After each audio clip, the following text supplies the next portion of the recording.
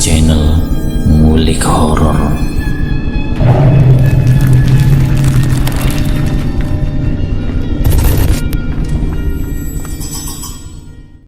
Assalamualaikum warahmatullahi wabarakatuh. Jumpa kembali di channel Ngulik Horor. Channel kami menceritakan tentang kisah-kisah misteri yang mungkin bisa menemani agan-agan dan sista semua ya. Kali ini saya akan membawakan kisah misteri yang berjudul Tumbal Pengasihan. Cerita yang ditulis oleh Ed Kurniawan Campalagian.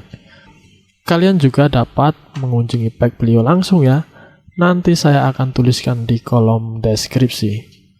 Yuk daripada kita lama-lama, langsung saja kita simak ceritanya. Mata makhluk itu mengejap-ngejap, sementara di tepi sungai dia melihat makhluk lain bertubuh besar dengan kulit kehijauan. Matanya merah menyala. Dua pria yang didatangi oleh Wulan spontan terbahak. Uluran jemari tangannya tak ditanggapi. Keduanya semakin keras tertawa, membuat bahu mereka terguncang. Hampir seluruh pengunjung kafe menoleh pada mereka bertiga. Jemari Wulan masih terulur tanpa sambutan. Kini wajahnya memerah antara malu dan marah. Dia mengenal salah satu pemuda itu, sebut saja namanya Doni. Melalui aplikasi kencan, awalnya Wulan dan Doni hanya saling bersapa melalui aplikasi itu. Lalu keduanya bertukar nomor ponsel dan aplikasi WhatsApp. Tapi mereka tidak pernah bertemu langsung. Sayangnya, Wulan lupa bahwa foto yang dipasangkan pada seluruh media sosial miliknya adalah foto hasil editan dari salah satu aplikasi editor gambar, sehingga wajahnya nampak jauh lebih cantik daripada aslinya. Hingga akhirnya tadi pagi Doni mengirimkan pesan yang isinya meminta pada Wulan untuk bertemu di salah satu kafe pada sore harinya. Sebelum berangkat menuju kafe, Wulan sudah mengirim pesan pada Doni bahwa dirinya mengenakan kaos berwarna hijau. Doni menjawab bahwa dia bersama seorang temannya, Raka. Keduanya mengenakan kaos berwarna hitam. Saat melihat wajah Wulan yang berbeda dengan yang ada pada foto, Doni merasa kecewa dan mengajak Raka untuk mempermalukan Wulan. Begitu tiba di depan kafe, Wulan langsung menelepon Doni untuk menginformasikan bahwa dirinya sudah ada di lokasi. Doni menyuruh Wulan masuk dan langsung menuju meja nomor 7. Kemudian terjadilah peristiwa tadi. Doni dan Raka menertawai Wulan saat dia mengelurkan tangan untuk berjabat tangan. Ini bukan kali pertama Wulan gagal berkenalan dengan lawan jenis. Tapi kali ini merupakan hal yang paling memalukan, sekaligus menyakitkan. Terlebih salah satu pegawai di kafe itu adalah temannya semasa SMA. Wulan menangis tertahan lalu berlari keluar dari kafe, diiringi suara tawa kedua pemuda itu. Setibanya di rumah dia menangisi sejadi-jadinya. Bantalnya basah oleh air mata, tapi Wulan tidak punya tempat untuk mengadu. Ibunya sibuk arisan dari satu tempat ke tempat lain, sementara ayahnya sejak pagi hingga malam sibuk bekerja. Tiba-tiba Wulan teringat, dia pernah mengantar tantenya menemui seorang dukun yang tinggal di pinggiran kota. Waktu itu tantenya merasakan ada sesuatu yang selalu mengikutinya. Setelah berobat pada dukun itu, makhluk yang selalu mengganggu tantenya pun pergi entah kemana. Wulan bergegas untuk mengambil jaket dari lemari, mengenakannya dengan terburu-buru, lalu menghidupkan mesin sepeda motornya dan ngebut menuju rumah dukun itu. Angin malam yang berembus cukup dingin, seperti kalah dengan rasa panas yang menyeruak dari dalam dada Wulan. Emosinya membuncah, langit berwarna merah bersemu oranye, seperti mewakili perasaannya yang penuh dendam. Perjalanan di tempatnya hanya dalam waktu kurang dari 40 menit. Dari ujung gang rumah dukun itu terlihat jelas. Berbeda dengan rumah-rumah dukun dalam film atau cerita, yang digambarkan gelap dan dindingnya terbuat dari anyaman bambu. Rumah ini terkesan mewah, kontras dengan rumah-rumah lain di sekitarnya. Meski bermandikan cahaya lampu, rumah berwarna abu-abu itu tetap saja memancarkan kesan mistis. Dua patung gupala seperti menjaga pintu gerbang rumah. Sementara di tengah halaman patung terbentuk dua ular yang saling melilit, seolah menyambut para tamu yang datang. Di bawah patung itu terdapat lampu kecil berwarna merah yang membuat patung ular itu seperti menyala. Beberapa sangkar burung tergantung di bawah langit-langit teras, sebagian diselimuti dengan kain penutup. Entah apa tujuannya, kursi goyang yang ada di teras sedikit bergoyang, mungkin tertiup oleh angin. Wulan mengetuk pintu rumah, namun tidak ada jawaban dari dalam. Lalu dia kembali mengetuk pintu, kali ini dengan ketukan yang lebih bertenaga. Beberapa saat kemudian pintu kayu setinggi lebih dari 2 meter itu terbuka. Pak Kromo, dukun itu yang membuka pintu.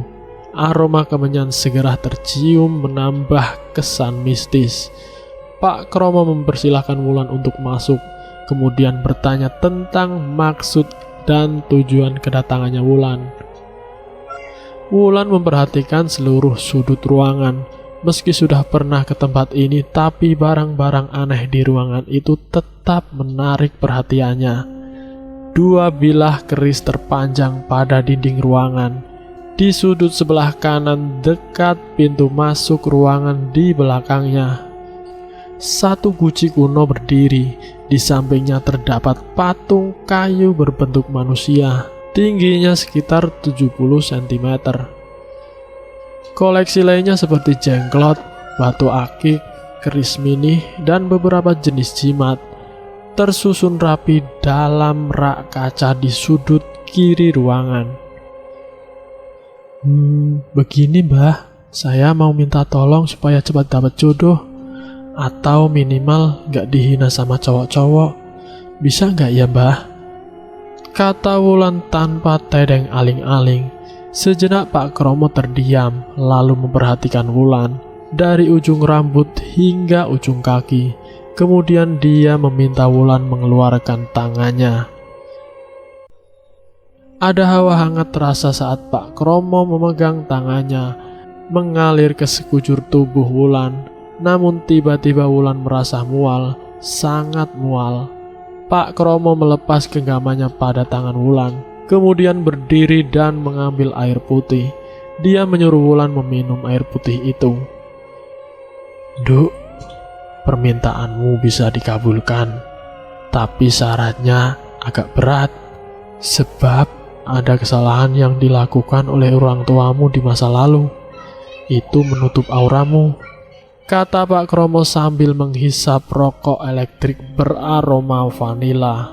Kata Pak Kromo, Wulan harus puasa putih selama 7 hari.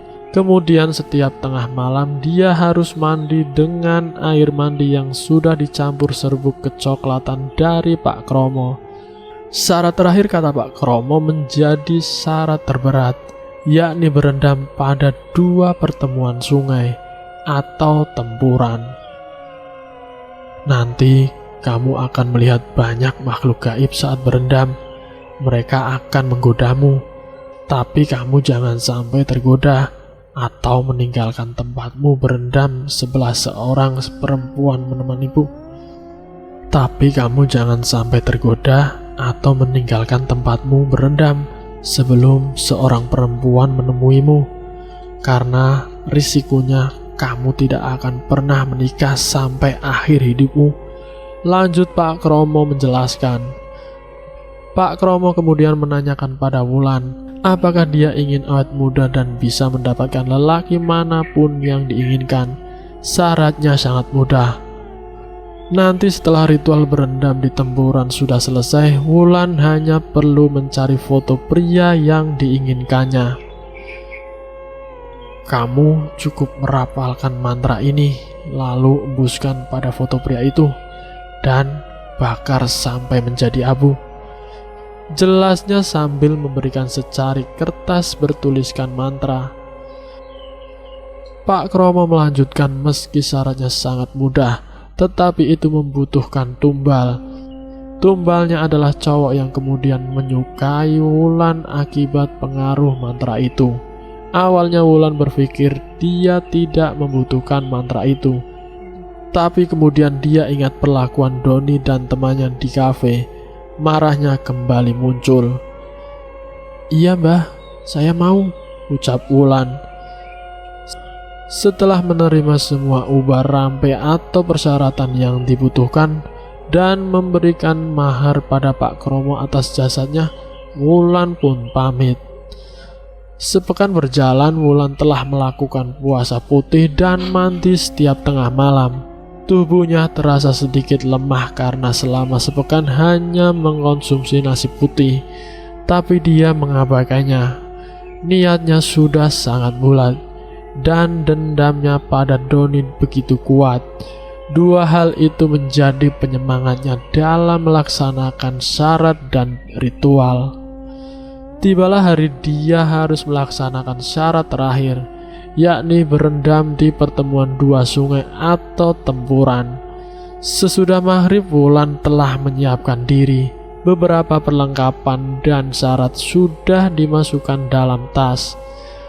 Tepat pukul 10 dia mengendarai sepeda motornya seorang diri menuju pinggiran kota di sebuah selatan, tempat pertemuan dua sungai. Setelah memarkir sepeda motor di tempat yang dirasa aman, perlahan Wulan menuruni lereng sungai. Dia merasa was-was takut jika tiba-tiba bertemu ular atau binatang lainnya. Selangkah demi selangkah dia menapakkan kaki di tengah pinggir sungai. Hanya ada cahaya bulan yang menjadi penerang di tempat itu. Rumah warga terletak cukup jauh dari situ. Tubuh Wulan hanya ditutup oleh selembar kain. Perlahan kakinya menyentuh air sungai yang dingin. Wulan mulai ragu saat merasakan dinginnya air. Namun tekadnya kembali bulat saat ingat bahwa ritual lain telah selesai dilakukan. Air sungai sudah mencapai betisnya yang putih. Wulan terus melangkah menuju tengah. Dia harus memastikan air sungai mencapai lehernya. Setelah beberapa menit berendam, dia tidak lagi merasa dingin. Air sungai yang mengalir justru terasa hangat. Matanya yang terpejam membuatnya setengah mengantuk. Tiba-tiba Wulan mendengar suara air sungai terpercik, seperti ada seseorang yang melemparkan batu ke sungai. Dia mengabaikan suara itu. Lalu terdengar suara mendesis di dekat telinganya, disusul dengan sesuatu yang panjang dan dingin merayap melilit lehernya. Wulan ketakutan.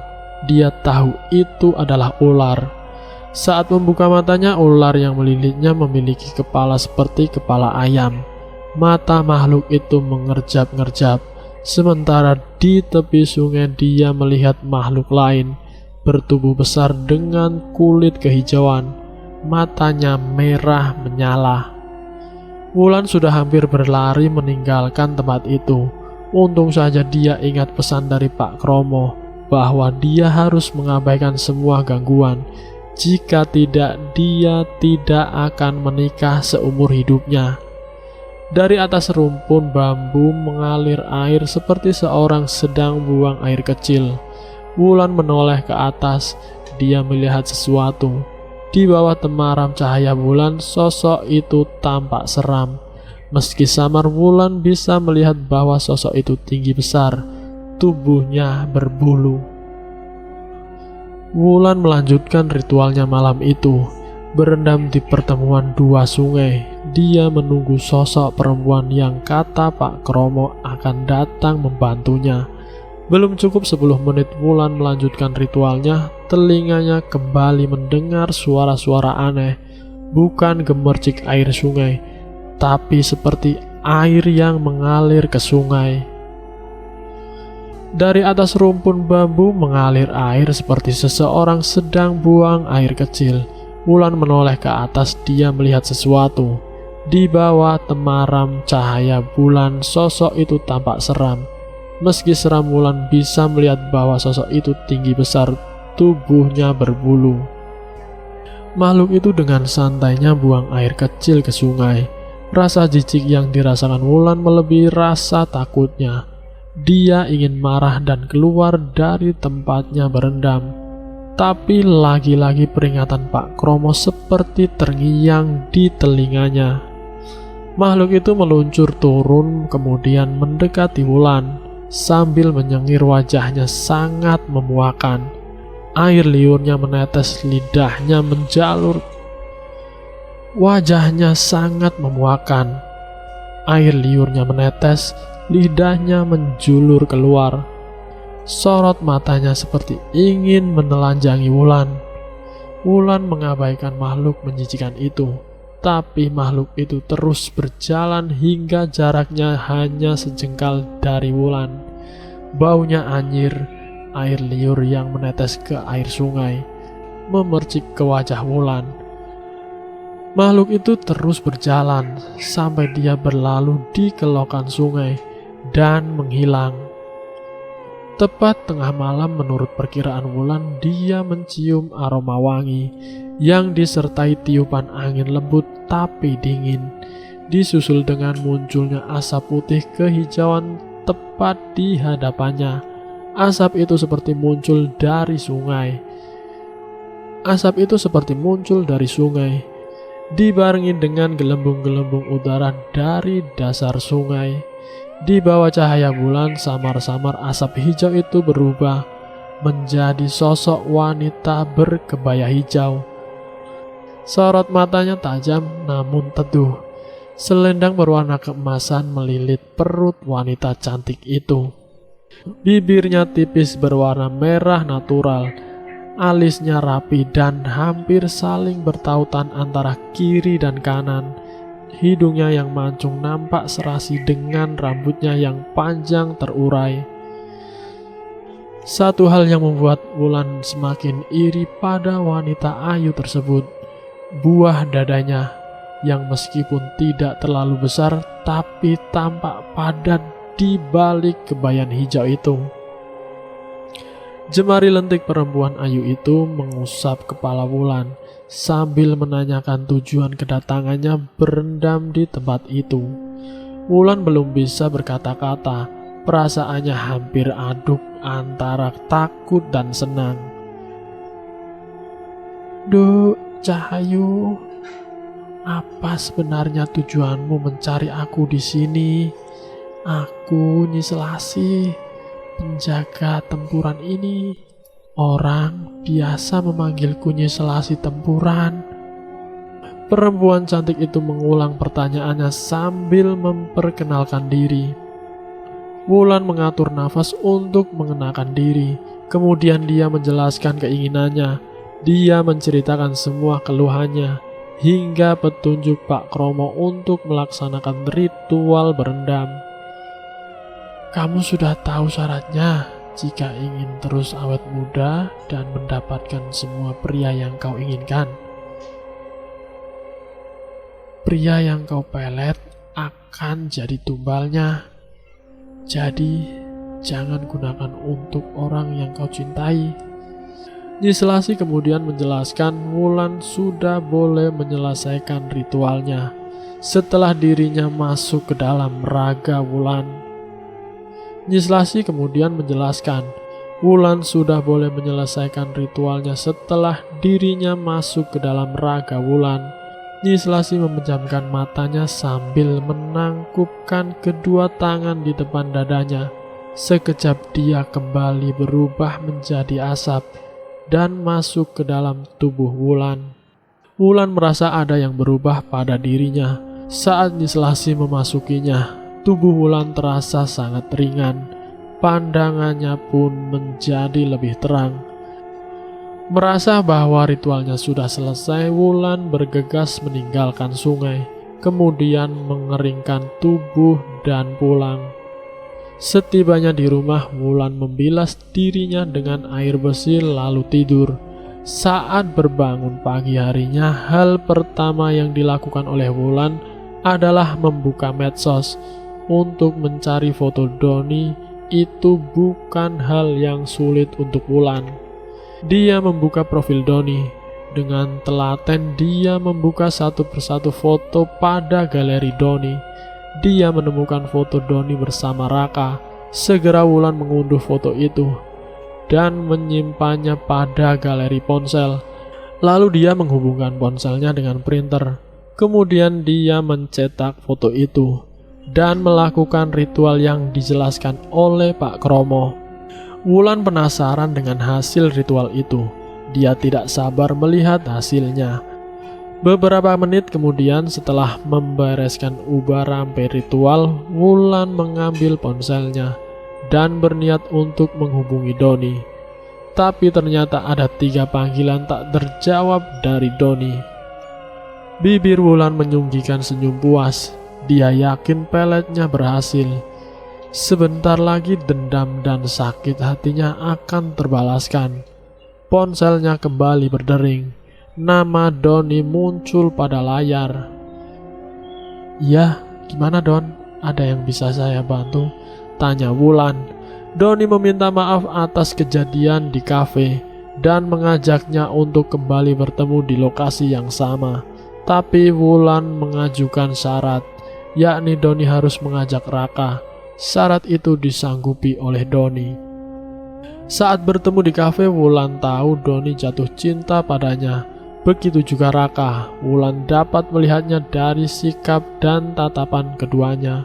Raka dan Doni bahkan terlihat cemburu antara satu sama lain. Keduanya seakan tidak mau kalah, berebut untuk bisa ngobrol dengan Wulan. Jika Doni mengeluarkan candaan dan ceria lucu yang membuat Wulan tertawa, Raka tampak tidak senang. Dia akan berusaha mencari cerita lucu lain agar Wulan bisa tertawa saat mendengarnya. Dalam hati Wulan sangat senang melihat keduanya bersaing.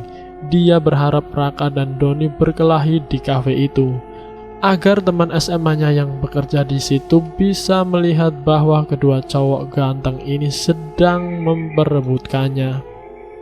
Ya, Raka dan Doni sedang memperebutkan Wulan, karena dalam pandangan keduanya Wulan adalah sosok yang sangat cantik, dengan hidung mancung dan semua kelebihan yang dimiliki oleh Nyi Selasi. 2 hari kemudian Wulan mendengar kabar bahwa Santo tewas di tempat kerjanya.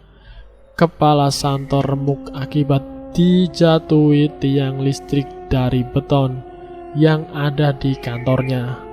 Setiap pria yang terkena pelet Nyi Selasi akan melakukan apa saja untuk bisa mendapatkan wanita yang menggunakannya, termasuk pada Wulan. Saat berpamitan, Wulan sengaja mengedipkan satu matanya pada Raka, lalu meminta nomor ponsel Raka. Wulan tahu Doni melihatnya mengedipkan mata pada Raka. Saat itu wajah Doni menyiratkan cemburu yang sangat.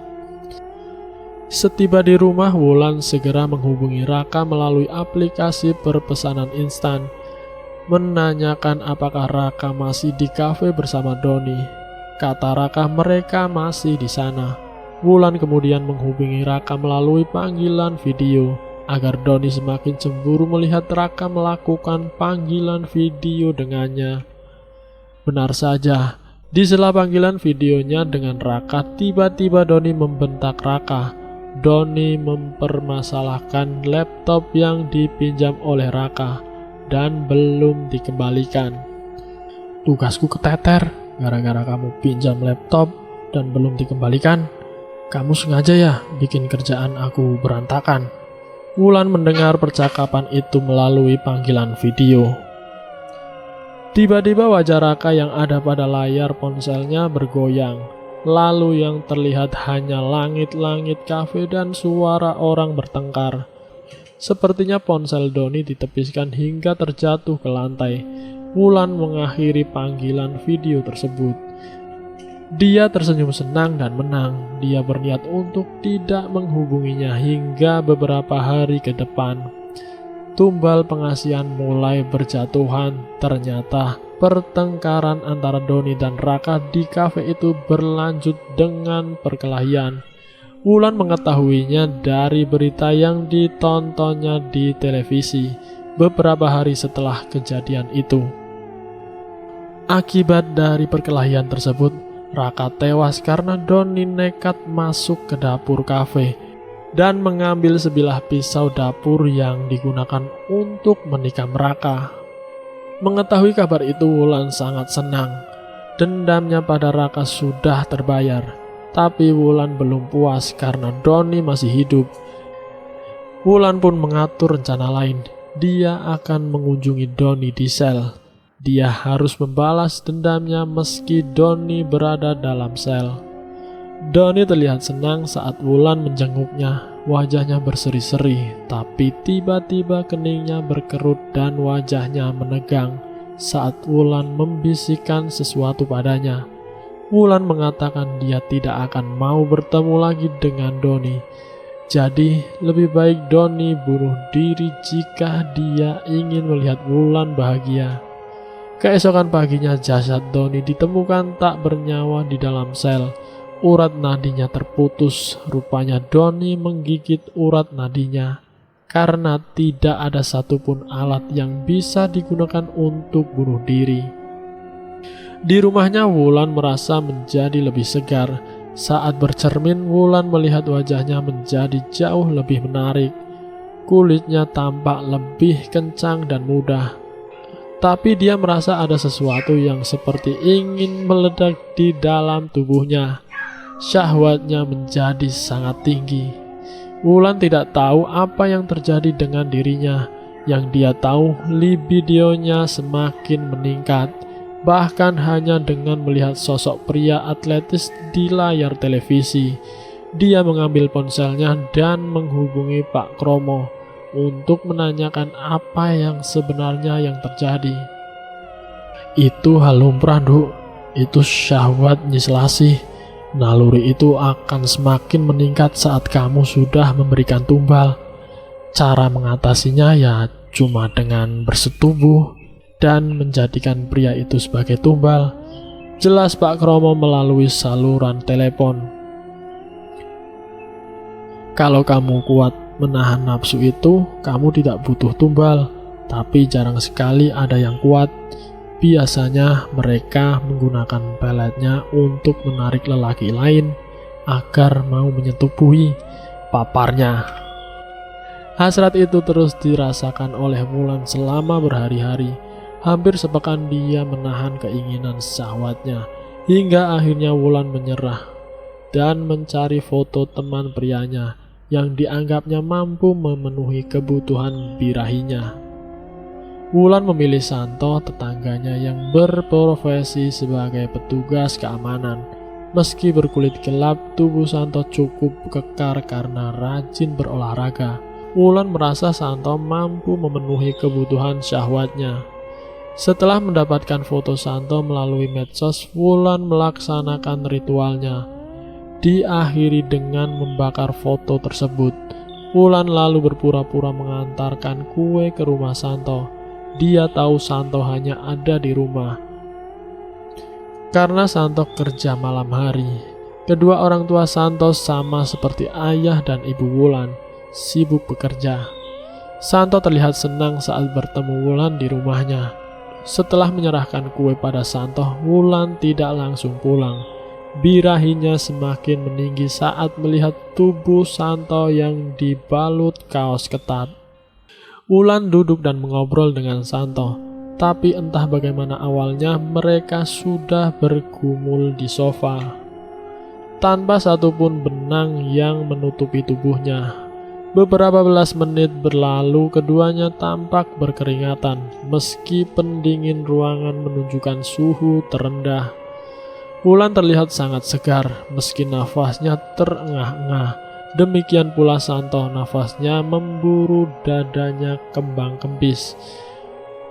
Wulan beranjak pulang setelah memakai seluruh pakaiannya. Nafsu yang tadi menyelimuti dirinya sudah lenyap bersama keringat yang mengiringi.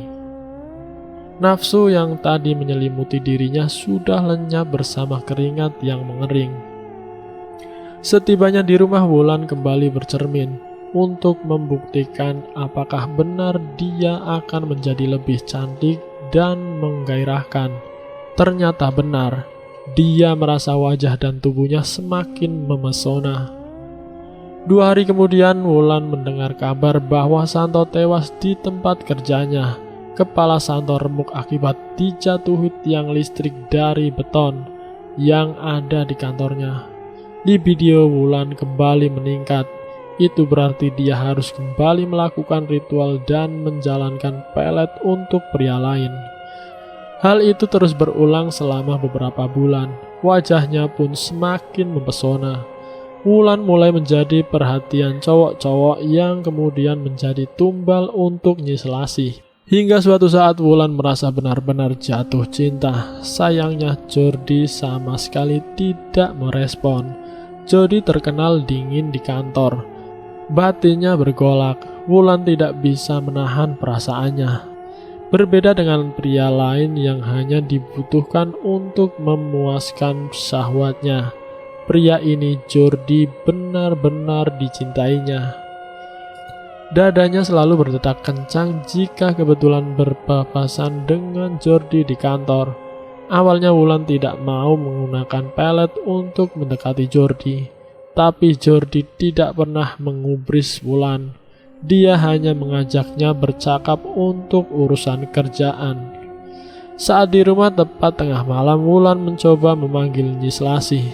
Dia memohon pada Nyi Selasih agar jika dia memelet Jordi, nyawa Jordi tidak diambil sebagai tumbal. Namun seperti yang disampaikan sejak awal, semua pria yang terkena pelet Nyi Selasih harus menjadi tumbal. Satu-satunya cara agar pria itu tidak menjadi tumbal adalah Wulan harus mati. Wulan berharap Pak Kromo mampu membantunya kali ini, karena dia ingin mendapatkan Jordi tanpa menggunakan pelet. Sama seperti yang dikatakan Nyi Selasih, Pak Kromo mengatakan jika ingin mendapatkan Jordi, Wulan harus menggunakan ilmu peletnya. Karena dari penerawangannya, Jordi tidak mencintai Wulan. Beberapa hari berlalu, setiap kali bertemu Jordi, Wulan selalu berusaha untuk ramah dan mencari perhatian. Kini nafsu birahi Wulan mulai memuncak setelah tumbal terakhir dipersembahkan pada 2 pekan lalu. Wulan mengambil jalan pintas. Dia melakukan ritual yang sama dengan yang dilakukannya pada pria-pria sebelumnya. Foto Jordi diperoleh dari arsip kantor. Keesokan harinya Jordi berubah total. Dia bersikap sangat manis pada Wulan. Bahkan Jordi mengajaknya nonton berdua. Wulan menyambut hangat permintaan Jordi. Ternyata Jordi cowok yang romantis dan sopan selama dalam bioskop. Tak jarang Jordi menggenggam jemari Wulan, tapi tidak lebih. Sepulang dari nonton, Wulan mengajak Jordi untuk singgah di rumahnya. Kedua orang tua Wulan tidak akan pulang hari ini. Ayahnya sedang berada di pulau lain untuk urusan kerjaan, sedangkan ibunya ada acara di kota lain. Berbeda dengan pria-pria korbannya yang terdahulu, kali ini Wulan tidak seagresif saat bersama para tumbal. Wulan lebih kalem, meski libidonya meningkat drastis. Tapi dia sadar bahwa hidup Jordi tidak akan lama lagi. Nyawanya hanya tinggal beberapa hari lagi. Meski demikian, Wulan bertekad untuk menjaganya. Mereka ngobrol tentang apa saja, tapi terasa malam semakin larut. Ada sesuatu yang meledak-ledak dalam tubuh Wulan. Ada birahi yang harus dituntaskan. Akhirnya hal itu terjadi juga. Wulan dan Jordi merengkuh kenikmatan bersama, menghabiskan malam dengan canda dan cumbu yang diiringi dengan aliran keringat. Setelah semua selesai, Jordi pamit pulang, tapi Wulan tidak mau membiarkan Jordi pulang sendirian. Wulan meminta agar Jordi bermalam apalagi sekilas dia melihat bayangan Nyi Selasi yang melintasi. Aku harus pulang, karena aku nggak pamit sama orang di rumah. Besok kita ketemu lagi. Jordi memaksa untuk pulang. Walaupun mengiyakan, tapi tanpa sepengetahuan Jordi, dia mengikuti Jordi dari belakang dengan sepeda motornya. Kekhawatiran Wulan terjadi di tengah perjalanan. Wulan melihat Nyi Selasi ada di boncengan sepeda motor Jordi. Dia menutup mata Jordi dengan selendangnya, yang membuat Jordi tidak bisa melihat jalanan. Sementara dari arah depan satu truk berukuran besar melaju dengan kecepatan sedang. Dalam hitungan belasan detik, Jordi dipastikan akan menabrak truk itu jika matanya tertutup. Brak! Suara tabrakan terdengar keras. Beberapa pengguna jalan langsung menggerumuni pengguna sepeda motor. Beberapa pengguna jalan langsung menggerumuni pengguna sepeda motor dan truk yang ditabraknya. Darah berceceran di sekitar lokasi tabrakan. Pengemudi sepeda motor tewas di tempat. Kepalanya hancur karena terkena bumper truk. Beberapa meter dari lokasi tabrakan, Jordi juga terjatuh bersama sepeda motornya.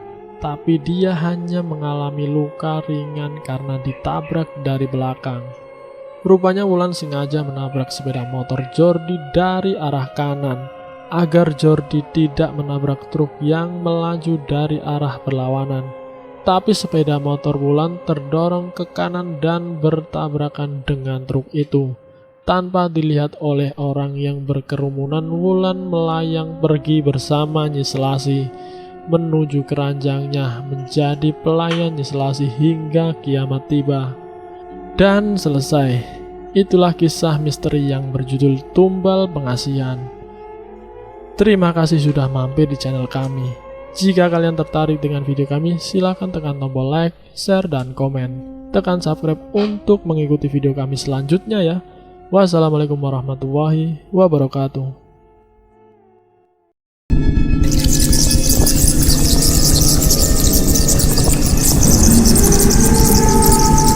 Selamat datang di channel Ngulik Horor.